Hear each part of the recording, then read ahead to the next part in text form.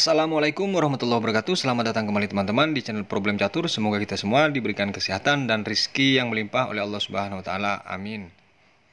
Di part yang ke-9 nih teman-teman, dari pembukaan catur terbaru yang dimainkan oleh Grandmaster Dunia di beberapa event turnamen. Partai pertama ini putih dipegang oleh Fabiano Caruana dan hitam dipegang oleh Viswanathan Anand di Warsaw Superbet Classic 2022. Dimulai dari E4, E5, kuda F3, kuda F6. Dibalas dengan kuda di sini kali pion, D6, kuda F3 kembali, kuda kali pion, D4 dan D5. Petrov opening dimulai di partai ini. Gajah D3, gajah D6, langsung rokade. Hitam juga rokade. C4, C6, benteng ke E1. Dibalas dengan gajah F5 untuk mendukung serangan atau dipukulnya kuda yang di E4 ini. Menteri B3 dilanjutkan menteri D7. Kuda C3, kuda di sini kali kuda, sekaligus peraduan gajah di sini, dan gajah kali gajah. Dipukul oleh menteri, pion kali kuda. Dilanjutkan dengan langkah B6. Pion kali pion, pion kali pion, menteri ke B5. Menteri D7 mengajak pertukaran di sini, benteng B1. Kuda C6, G3 dibalas dengan gajah ke C7. C4, benteng ke D8. Gajah G5, F6, gajah D2, kuda langsung ke E7. Lagi-lagi di sini potensi untuk pertukaran, teman. Tapi diabaikan oleh Caruana dengan C5. Dibalas dengan menteri kali menteri. Benteng kali menteri, F7 raja. 4, benteng A ke B8. Ini sudah masuk ke fase permainan akhir. Karena sudah sama-sama mempertahankan petak-petak serangan kemungkinan lolosnya dari pion, teman-teman. Gajah ke E3, kuda F5. Dibalas dengan benteng ke B1 dan G5. Kuda G1, kuda E7 dan kuda ke D3. Benteng setelah didorong ini raja naik ke E6, kuda ke B4. Benteng ke C8, kuda ke 6 dan pion kali pion. B7 masih belum tertarik dengan pion, dia masih tertarik dengan gajah, teman-teman. Jika di sini gajah ke B6, akan terjadi langkah gajah D2. Kuda C6 misalnya, maka di sini baru dipukul. Kembali ke posisi di saat benteng ini ke B7. Gajah ke D6 ternyata, bukan ke B6. Pion kali pion, gajah ke 5. Di sini benteng kali pion, D4, gajah ke D2.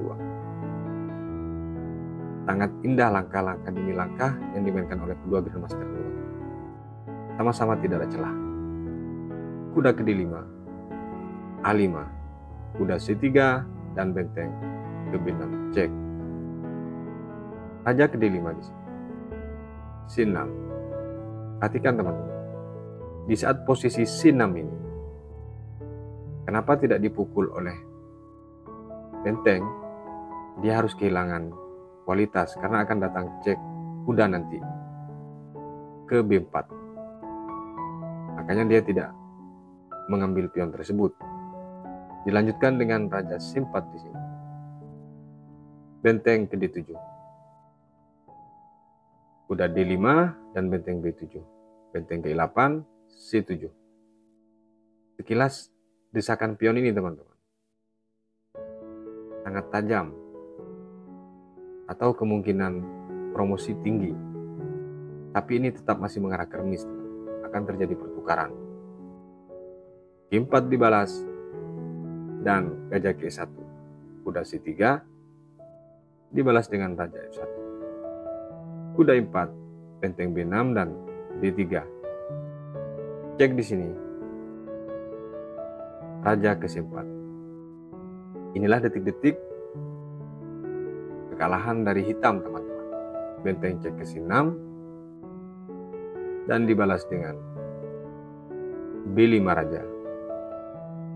A6, kuda C3. Setelah kuda C3 ini, teman-teman, didorong ke A7 oleh Carwana, hitam langsung merebahkan raja. Kenapa bisa merebahkan raja? Apakah ada kemungkinan untuk menang dan seterusnya? Kalau dari analisa, di posisi ini menyerah. Kenapa? Alasannya akan datang langkah terbaik di sini hanya memukul kuda. Dan ketika dia memukul kuda, datang cek B6. Kemungkinan promosi ini sangat tinggi, tuh. Makanya dia memilih untuk menyerah dari Viswanathan Anand. Kita lanjut ke partai berikutnya. Di partai yang kedua ini, teman-teman, putih dipegang oleh Kalprin Platon dan hitam dipegang oleh Suri Vaibhav di Norway Chess 2023. Dimulai dari E4, E5, kuda F3, kuda C6, gajah B5, A6, gajah ke-4 dan kuda F6. Rokade dari putih dan gajah C5. Ruy Lopez opening dimulai. C3, rokade dari hitam. D4, gajah ke-7 dibalas dengan gajah G5. H6, gajah ke-4 dan pion kali pion. Benteng ke-1 di sini membiarkan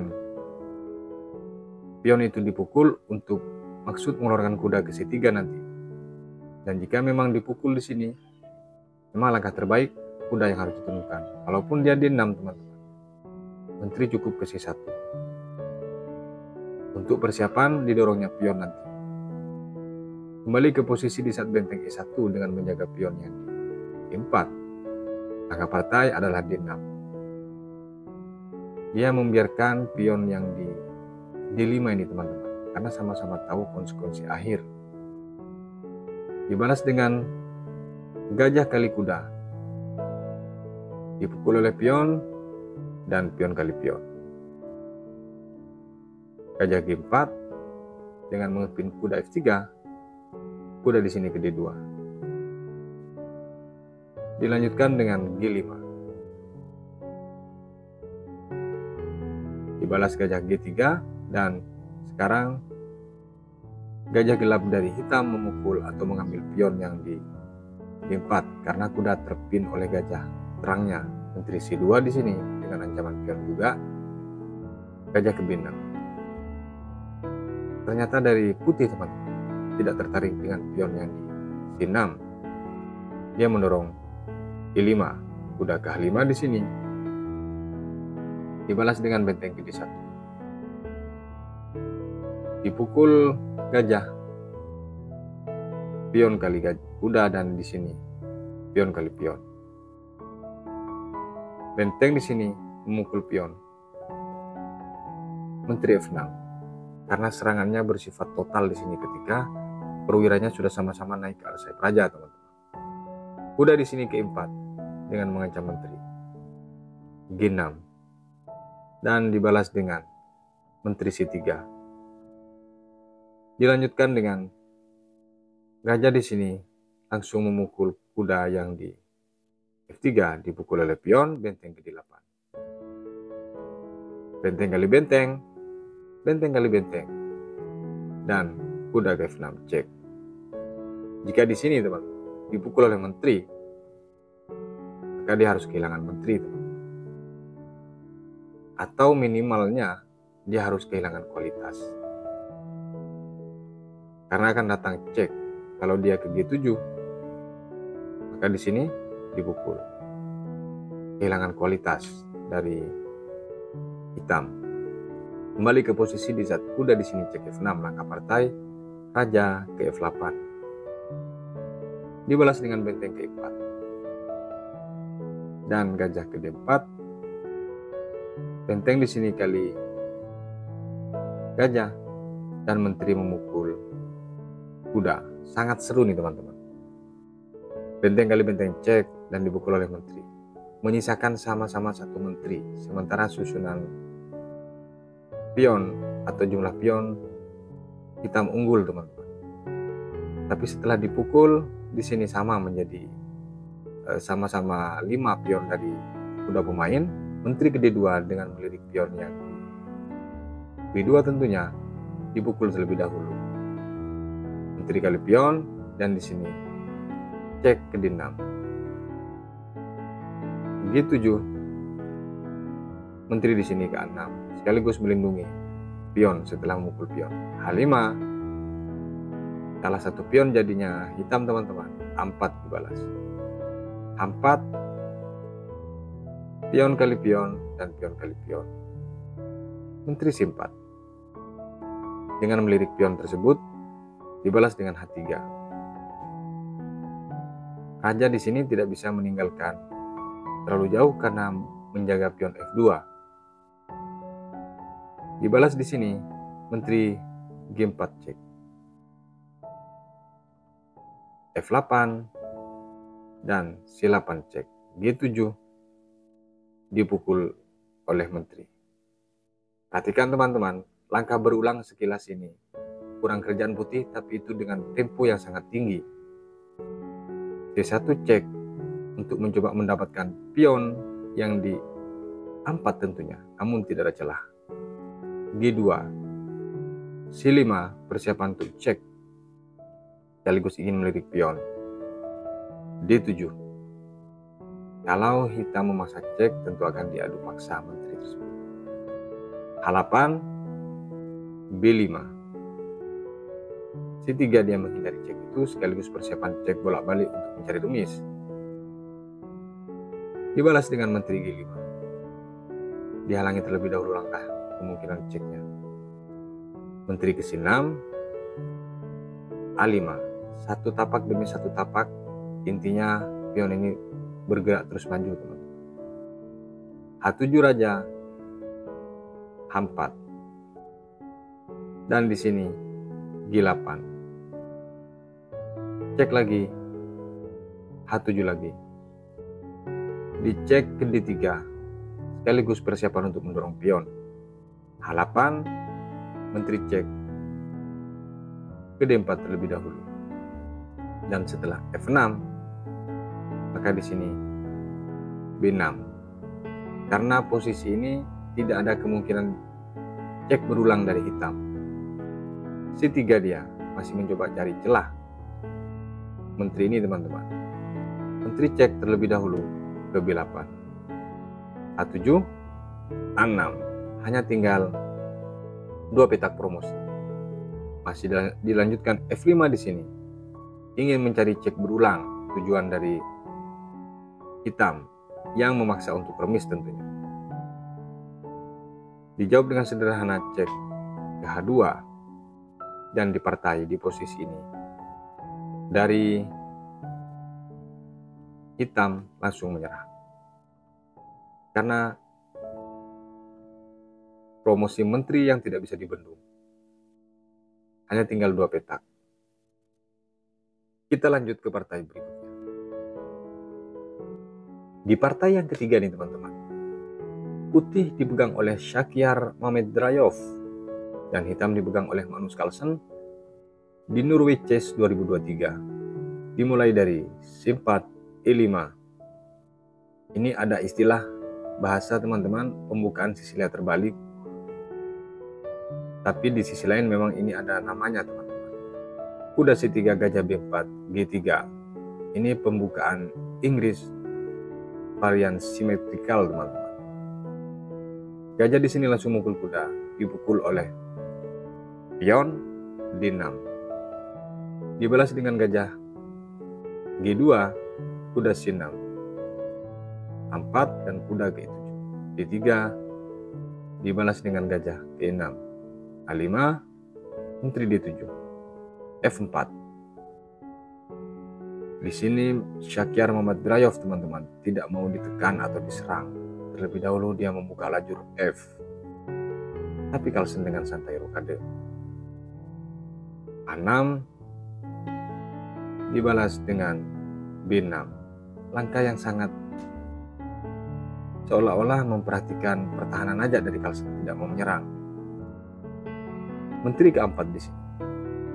Tentu langkah ini mengunci kuda. Ketika bergerak kuda dia harus kehilangan benteng atau menteri. Benteng A ke-8 dengan santai membiarkan langkah itu teman-teman. Pion kali pion dan kuda di sini kali pion. Mengajak pertukaran dari putih langsung menerima tawaran itu. Dipukul oleh gajah. Kuda di sini ke A3. Gajah ke C6, rokade. Dipukul oleh Carlsen. Raja kali gajah, benteng ke-8 dan A2. D5, pion kali pion, kuda kali pion, C4. Kuda ke B4, benteng ke-4, C5. Sangat solid yang di sayap menteri ini teman-teman. Dan kemungkinan promosi tinggi dari pion tersebut di permainan akhir. Kuda F4. Kuda ke C6 dan raja F2. Kuda D4, gajah ke3. Perhatikan teman-teman, di langkah ini dari Magnus Carlsen dia menukar kualitas dengan memukul gajah. Diterima. G5 di sini. Karena persiapan pion ini mendorong kuda atau mengusir kuda dari petak F4, dia akan cek dan akan memukul pion yang di E2 teman-teman. Kuda lari ke D5, cek E8 dan F2, dipukul. Walaupun di sini kalah kualitas, tapi serangan atau perwiranya lebih aktif hitam teman-teman. D1 dibalas dan kuda kali pion. Benteng di sini ke A1, G4. Persiapan untuk cek tentunya seperti itu, tapi diancam duluan dengan kuda F4 oleh putih. Kuda kali kuda di sini, benteng di sini yang memukul kuda. Jika di sini teman-teman, sekilas kita perhatikan, hitam dengan memaksa langkah, kuda cek F3, memang ada keuntungan satu pion. Manapun geser raja ini, sekilas memang ada keuntungan pion, tapi akan datang benteng cek mengambil pion. Manapun raja, pion ini menjadi tidak solid lagi teman-teman. Kembali ke posisi di saat benteng di sini ke F4. Langkah dari Carlsen F5, tidak mau memberikan celah ruang untuk ancaman atau serangan dari putih. Benteng ke F2 mengajak pertukaran di sini E4. Dibalas dengan benteng ke B2 dan raja ke F7. Raja F2, kuda C6, benteng D1. Tentu dia ingin masuk ke lajur D ini teman-teman, tapi ditutup dengan E6. Dibalas dengan benteng ke E2, mengajak pertukaran paksa, diterima. Dipukul oleh raja. Kuda ke B4, benteng ke A1, raja E5. Raja D2. Pelan tapi pasti langkah hitam nih teman-teman, mendesak perwiranya menjadi tidak aktif karena ancaman kuda yang akan mengambil pion yang di A6. Raja ke D4. Tentu satu pion ini harus jatuh lagi teman. Benteng ke F1 mencoba melirik pion dan dipukul. Benteng kali pion dibalas dengan B3. Persiapan untuk mengawal promosi di sini. F7 mau mengambil pion. C4. Satu langkah dan satu langkah ini membuat promosi yang tidak bisa dihindari. Benteng masih sempat mengambil pion di sini. C7 cek. D2, B2. Satu langkah didorong, 2 langkah lagi menjadi promosi. Benteng C7. Khawatir dengan itu, maka diambil pion yang di A6 oleh Carlsen sekaligus mengancam benteng. Masih dilangkahkan oleh Shakhyar Mamedrayov dengan benteng C6. Salah satu ini pasti jatuh. Mungkin begitu dari Shakhyar. Sebenarnya dia bisa aja menutup kuda ini teman-teman. Cuman pada intinya dia akan tetap cek. Dan kemanapun raja walaupun di sini ditutup, maka ini menjadi target memang harus habis, yang menyisakan satu kuda. Dan kemungkinan menjadi remis. Kembali ke posisi di saat benteng ini C6. Inilah detik-detik Mamedrayov Shakhyar menyerah teman-teman. Langkah Carlsen di sini adalah B5. Sungguh langkah pion B5 ini di luar dugaan. Saya secara pribadi pun, kenapa kok B5 ini di langkah ini? Mengorbankan kuda tentunya. Ternyata kalaupun kuda ini dipukul teman-teman oleh putih, tetap tidak bisa menghindari salah satu pion ini promosi. Langkah partai dari Mamedrayov memang memukul kuda yang di A6. Tapi setelah C2 langsung merebahkan raja. Kenapa? Karena di posisi ini teman-teman, memang bisa didapat atau ditukar. Kenapa dia menyerah? Kalaupun ini dijadikan promosi menteri, diambil oleh benteng, diambil oleh raja, kemanapun raja ini teman-teman, tetap tidak bisa mengantisipasi langkah promosi pion ini. Makanya dia langsung menyerah teman-teman. Semoga bermanfaat untuk insan catur Indonesia. Sampai berjumpa di video berikutnya. Wassalamualaikum warahmatullahi wabarakatuh.